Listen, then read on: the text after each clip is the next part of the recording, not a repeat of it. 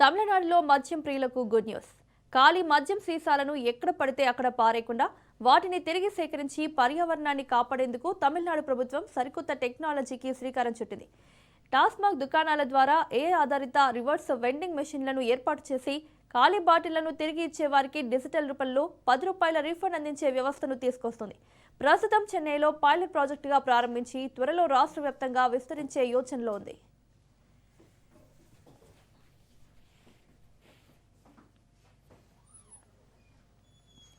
ఖాళీ బాటిల్ ఇవ్వండి, డిపాజిట్ డబ్బులు తిరిగి పొందండి, పర్యావరణాన్ని కూడా కాపాడండి. ఇదే ఇప్పుడు తమిళనాడు ప్రభుత్వ కొత్త సందేశం.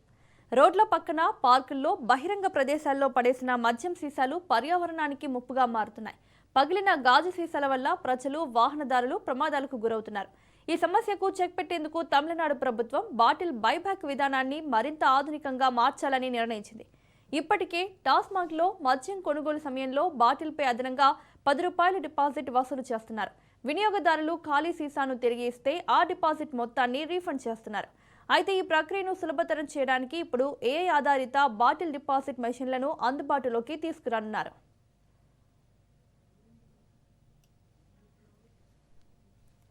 ఈ రివర్స్ వెండింగ్ మెషిన్లో ఖాళీ బాటిల్ను వేస్తే అందులోని AI టెక్నాలజీ బాటిల్ను స్కాన్ చేసి ధృవీకరిస్తుంది. అనంతరం వినియోగదారుడు UPI QR కోడ్ స్కాన్ చేయడం ద్వారా ₹10 రీఫండ్ నేరుగా డిజిటల్ రూపంలో పొందవచ్చు.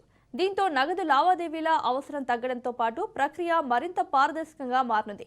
ప్రస్తుతం చెన్నైలో ఎంపిక చేసిన టాస్మాగ్ కేంద్రాల్లో ప్రయోగాత్మకంగా ఈ మెషిన్లను ఏర్పాటు చేయనున్నారు. ఒక్కో మెషిన్ సుమారు 3000 ఖాళీ సీసాలను నిల్వ చేయగల సామర్థ్యాన్ని కలిగి ఉంటుంది.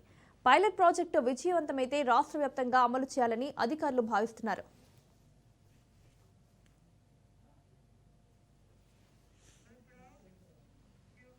ఈ విధానం ద్వారా ఖాళీ సీసాల సేకరణ పెరగడంతో పాటు రీసైక్లింగ్ ప్రక్రియ కూడా వేగవంతమవుతుంది.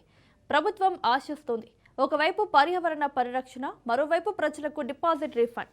ఇలా 2 లక్ష్యాలను ఒకేసారి సాధించే ప్రయత్నంగా ఈ కొత్త వ్యవస్థను విశ్లేషకులు అభివర్ణిస్తున్నారు. ఖాళీ మద్యం సీసాలను వ్యర్థంగా పారేయకుండా వాటిని తిరిగి సేకరించి రీసైక్లింగ్కు పంపే దిశగా తమిళనాడు ప్రభుత్వం కీలక అడుగు వేసింది. AI టెక్నాలజీతో బాటిల్ రిటర్న్ ప్రక్రియను మరింత సులభతరం చేస్తూ పర్యావరణ పరిరక్షణకు కొత్త నిర్వచనం ఇస్తోంది. చెన్నైలో ప్రారంభమవుతున్న ఈ ప్రయోగం రాష్ట్ర వ్యాప్తంగా ఎంత మేర విజయవంతమవుతుందో వేచి చూడాలి.